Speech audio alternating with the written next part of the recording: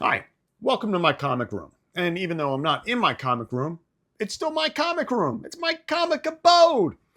And here I want to talk about something. And this is something that's kind of partially fresh in my mind, but partially it's been around forever.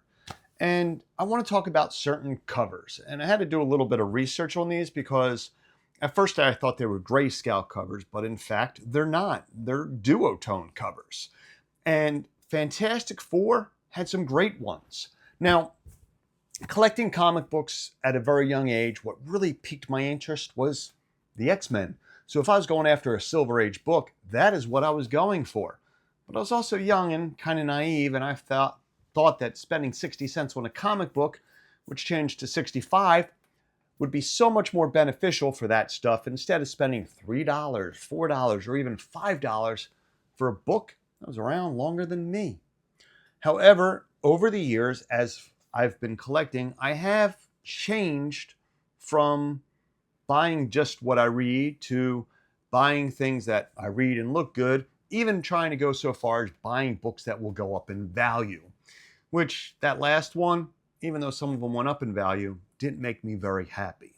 I've purchased books that, drop in value or don't even have a value, but I like them. They make me happy. I don't mind. However, some of the Fantastic Four books, and I never really went after them because I just wasn't into the Fantastic Four. There were some great issues back in the 80s with Byrne. I mean, he was wonderful. He was amazing. And he made me enjoy those books. And even after he left, I still enjoyed them so much that when they hit the issue 300, I wanted to like them that I just bought them, even though I didn't. So going back, there's no point if I wasn't going forward. However, there were some covers that to me, they were awesome. They were eye-catching. They were appealing. And they only used two colors. This one right here.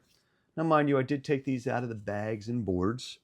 And I'm just amazed at how well this particular book, which came out in 1968. Nope, sorry. Yep, 1968. June of 1968.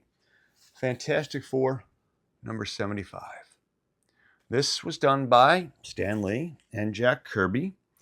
And for the longest time, they were the best. I believe there was 104 issues they did together. 104, which took a long time for them to be beat, which was then done in Ultimate Spider-Man. Unfortunately, I can't remember who actually did that. And I'm not going to be that apologetic because Stan Lee and Jack Kirby. That's all I really want to think about. And this book right here, this was actually a gift to me. And that kind of makes it even more special. I'm going to have to grade it. A press would improve the condition of this book, but even with the press, I don't think it'll see the light of day above a very fine. Is it really worth pressing? It might be if I do it myself, which that would be a learning process. But either way, this cover, issue 75, I don't want to say it's one of my favorites, but it's such an eye appeal. The other one stays in the Fantastic Four family, and that one is issue 79. This one, opposed to that red and yellow Fantastic Four 75, is, well, orange and green. And once again, this duotone cover, at the time I thought originally was a gray tone cover because I thought that's what duotone covers were. And of course, with the internet these days, it's a lot easier to find out about these than when you're 16 and it's the 80s and you actually have to go to a library to do research. Wasn't a fan back then. Hell, I didn't even tell people that I collected comic books. Girls probably wouldn't have dated me then. But this is another one where it's just eye-catching. I mean, of course the Thing stands out. He's orange and everything around him is a darker color. I mean, even with the tape pull on the cover, it still looks great. And once again, Jack Kirby and Stan Lee, the story after story of these guys. Now, I'm not trying to say I never liked them, but when I was younger, I didn't appreciate them. It was actually Fantastic Four number 51 that was in this particular book that my father actually purchased, and I still have it. And in there was issue 51, and I just read it over and over again, never getting that issue for a very long time. I do have a 0.5. I have a better copy, but I have a graded CGC 0.5, which I just simply love, and it's amazing. And even though it's a 0.5, it makes me happy. And that's where my collection is gearing towards. What makes me happy? If I'm not enjoying it, why do I have it? I got rid of my Star Wars collection recently, and I have no regrets about that because it gives me more space for more comic books. This other one is still the Fantastic Four. This one is issue 81 with a red and yellow cover. All right, we're not going to talk about the box because, I mean, let's face it, that is a different color. But this one, again, by Jack Kirby and Stan Lee. And if you like, you can even do an ad to make yourself stronger. But these comics that I didn't appreciate when I was younger, or I didn't get when I was younger, I did appreciate them, but it was more or less just pulling them out of the back issues, looking at them and realizing I either didn't have that much money to spend or I didn't want to bother spending it. So today, I'll spend a few bucks. I'll get them. Now, mind you, once again, these were gifts. So, I didn't pay anything. And that makes me value them just a little bit more. And who knows, maybe one day as a subgenre, I'll actually start collecting these in a graded format. I will just have to pick what grade I want because then at least everything is all together. I think a 9.0 would be a respectable copy for these or grade for these. But until then, I'm going to be happy with a raw copy. The last Fantastic Four one that I have is more of a yellow and blue.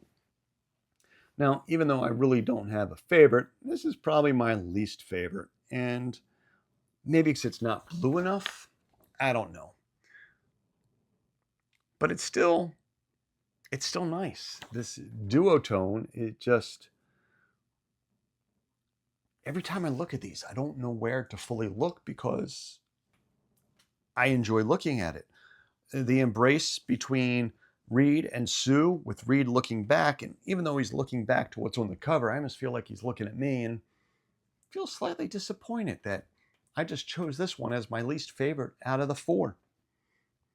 Even, Crystal looks shocked, just absolutely shocked. But at least on this cover, they made that about the same. Now, why do I like these? I don't know. There could be a reason that there was another book that started it first. And this book originally I did have as a 9.0 as far as grading is concerned, and graded by CGC. However, I did sell it. I'm not going to say I regret selling it, but I might have to go after another one, and I'll probably go after a 9.0. But this one was, not done by Stan Lee and Jack Kirby, but Roy Thomas was one of the people that had something to do with this, and also inked by Dan Atkins. And it is Tales to Astonish. Now, I won't say this is so much a duotone, because it looks basically all blue. And even the box in the corner is also blue. I think I just like saying blue. But they're sharp, they're colorful, and they're worthy to be in anyone's collection, no matter what grade they are. And it comes back to following that format of what makes me happy. I've collected my favorite series, and I am happy to say that I did complete that full 100 issue run in a 9.8. And that is the New Mutants. I'm trying to get them signed as well, which I know I at least have the first 30 in a row signed in a 9.8. And I got others throughout the series, and one day I hope to get all 100. I probably even got 50 or more, and that doesn't include the annuals or the special edition, because who would not want Art Adams in a graded 9.8, although it is signed. So anyway, this was an attempt to get a longer video, or maybe not an attempt, because if you hear me tell you that it's an attempt, I posted it. And I mostly do shorter videos, mainly because I just still do not know how to edit, and I should figure that one out. But if you do like what I talk about, whether it's meanderings or ramblings or something that might be informative, like using archival PET or polyethylene terephthalate for your comic book protection rather than your typical poly bags. I do want to get more into that because at one point in time, I didn't want to spend money on bags. And then if you're also watching other channels or whatever, I also found one myself, which he's still new himself, but Mr. McGroovy, well, he's pretty groovy. And he's got me starting to watch a few others. And unfortunately, I've not yet watched them. I just put them in my subscription so I can follow them and look them out. And it's funny, 'cause as I was looking up gray tone covers, one of the people he recommended was on there. But once again, I had to find out these aren't gray tone, they're DuoTone. So I'm going to say right now, thank you for watching, collect what you love, and most importantly, be kind.